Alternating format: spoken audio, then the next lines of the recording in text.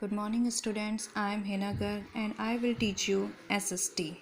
Today we are going to start our geography book and the first chapter is environment. So firstly we should know what is geography. Geography means geo means earth और graphy means description, जिससे हमें अर्थ के बारे में description मिलता है, knowledge मिलती है, वही geography है. So let us start our first chapter, environment. Firstly, we should know what is the meaning of environment. The word environment is derived from the French word environ, and environ meaning is surroundings. Surroundings यानी कि चारों ओर. तो environment हमारे कहाँ से आया? French word environ से आया और environ का मीनिंग से हमारी surroundings, our surroundings. Whatever you see in your surroundings is called environment. जो भी आप अपने चारों तरफ देखते हो वो सभी किसके अंदर आता है? environment के अंदर आता है. environment बायोटिक और एबायोटिक दो फैक्टर से मिलकर बना है.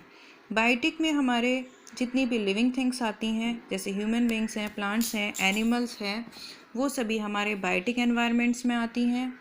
और एबायोटिक फैक्टर्स जो होते हैं उसमें हमारी लाइट, एयर, सॉइल, वाटर, ये सभी हमारे एबायोटिक फैक्टर्स होते हैं. बायोटिक और एबायोटिक दोनों चीज़ें मिलकर, दोनों फैक्टर्स मिलकर ही एनवायरनमेंट बनाते हैं.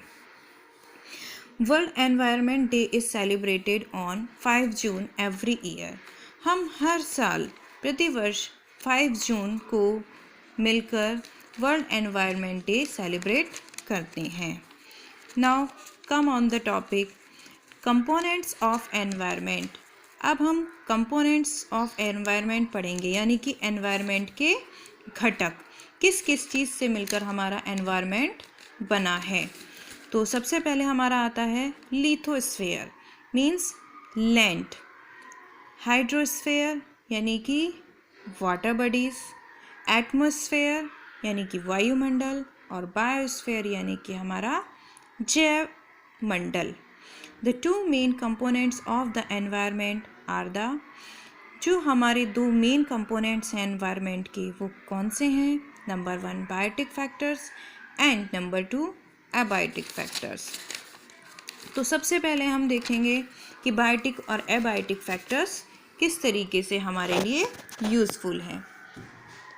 Both biotic and abiotic components together constitute the natural environment. ये दोनों बायोटिक और एबायोटिक कंपोनेंट्स जो है दोनों ने मिलकर ही हमारा नेचुरल एनवायरनमेंट बनाया है. दोनों से मिलकर ही हमारा एनवायरनमेंट बना है. Environment varies in different parts of earth.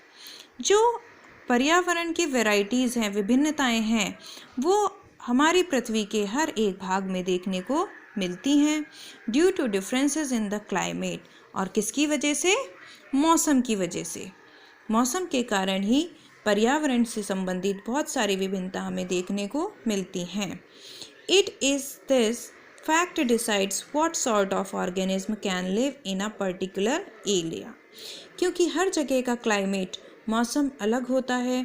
जैसे कि पहाड़ों पर जो मौसम है वो ठंडा रहता है और मैदानी इलाकों में गर्म रहता है. और गर्म और ठंडे प्रदेश जो होते हैं इसमें रहने वाले इंसान और उनका रहना सहना, खाना पीना, वो सभी क्लाइमेट के अकॉर्डिंग, मौसम के अकॉर्डिंग ही होता है. तो वही उस क्लाइमेट के अकॉर्डिंग ही डिसाइड करता है कि वहाँ पर किस तरीके से रहा जाता है. Can live in a particular area, किस तरीके से लोग वहाँ पर अपना जीवन यापन करते हैं. और मनुष्य, ह्यूमन बीइंग की तरह ही एनिमल्स भी, जो मैदानी इलाके के एनिमल्स हैं और जो पहाड़ी इलाके के एनिमल्स हैं, आपने देखा होगा दोनों में बहुत डिफरेंस होता है. उनका जो फर होता है, जो आपने देखा होगा कि मैदानी इलाके के जो डॉग्स हैं उनका फर इतना थिक नहीं होता, लेकिन जो पहाड़ों पर मिलते हैं एनिमल्स या डॉग्स, उनका फर जो होता है बहुत लंबा और बहुत ज़्यादा थिक होता है, जिससे वो उनको सर्दी से बचाता है. For example, a camel lives in a desert environment and a polar bear lives in a cold environment. जो कैमल है वो डेजर्ट में रहता है. अगर कैमल को हम बर्फ़ पर छोड़ दें तो वो वहाँ पर नहीं रह पाएगा, क्योंकि उसका जो बॉडी है वो वहीं पर ही रहने के लायक उसको बनाती है, वो उसको सूट करती है, उसका जो वो जो एनवायरनमेंट है वो उसको सूट करता है। उसके जो पैर हैं वो वहाँ पर रेत पर आराम से चल सकता है, लेकिन जो पोलर बियर है वो ठंडे इलाके में रह सकता है, तो वो डेजर्ट में नहीं रह सकता। इसीलिए एनिमल्स और ह्यूमन बींग्स दोनों ही एनवायरनमेंट के अकॉर्डिंग रहते हैं। अब सबसे पहले हम पढ़ते हैं what is hydrosphere. Hydro means water and sphere means all bodies, यानी कि पानी, वाटर मीन्स पानी और बॉडीज मीन्स सोर्सेस। जितनी भी पानी की सोर्सेज हैं वो सभी हाइड्रोस्फीयर के अंतर्गत आती हैं। All the water on earth surface, जितना भी पानी है अर्थ पर, उसकी सतह पर, जैसे सी हैं, ओशन हैं, क्लाउड्स हैं, एवरीथिंग कम्स इन हाइड्रोस्फीयर। ये जितनी भी सोर्सेज हैं, रिवर्स हैं, लेक हैं, ये सभी हाइड्रोस्फीयर के अंदर आती हैं। The next is lithosphere. Lithosphere यानी कि स्थल मंडल। स्थल यानी कि जो लैंड है, जो हम जिस पार्ट पर हम रहते हैं, जो भूमि है जिस पर खेती करते हैं लोग, जिस पर ये सारी चीज़ें हैं, जिस पर हाइड्रोस्फीयर यानी कि समुद्र हैं, ओशन है और बर्फ है, पहाड़ हैं। रिजिड आउटर पार्ट, जो rigid outer part of the अर्थ है, यानी कि जो पथरीला भाग है या खुरदरा भाग है धरती का, कंसिस्टिंग ऑफ क्रस्ट, इसको हम क्रस्ट भी कहते हैं और अपर मेंटल का पोर्शन भी कहा जाता है। ये भी एनवायरनमेंट का एक घटक है, पर्यावरण का एक घटक है। तो hydrosphere, lithosphere. The next is come atmosphere. Atmosphere is the envelope of air that completely surrounds the earth. Atmosphere हम बोलते हैं वायुमंडल को। क्या है ये? इसको एनवलप बोला गया है। एनवलप या ब्लैंकेट, जो पूरी तरह से हमारे अर्थ को घेरे हुए है, कवर किए हुए है।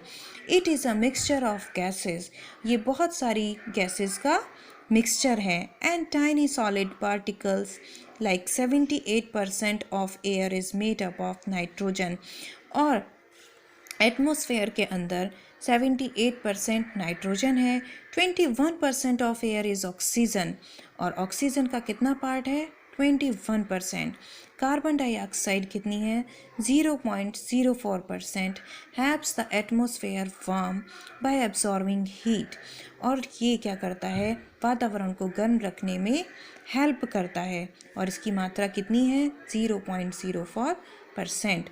और 0.04% हमारी क्या है? वाटर वेपर, यानी कि वाष्प। The next is biosphere. Plants and biosphere किसको बोलते हैं? जैव मंडल। Plants and animals kingdom together make biosphere of the living things. Plants और एनिमल्स जो एक साथ मिलकर बायोस्फीयर, जीव मंडल का निर्माण करते हैं। और the living world, the part of the earth surface and atmosphere in which plants and animals can live. पृथ्वी की सतह या वायुमंडल का वह क्षेत्र जहाँ पर सजीव रह सकते हैं, उसको क्या कहा जाता है? जीव मंडल। आई होप स्टूडेंट्स अभी आपको शॉर्ट में समझ में आया होगा कि कंपोनेंट्स ऑफ इन्वायरमेंट क्या हैं। ये 4 होते हैं: lithosphere, hydrosphere, biosphere and atmosphere. इन सभी चारों घटकों से मिलकर एटमॉस्फेयर बना है। और मेन पार्ट्स हमारे बायोटिक और एबायोटिक फैक्टर्स हैं। अब हम इन सभी को बहुत अच्छे से अपनी बुक के चैप्टर को पढ़कर समझेंगे। Thank you.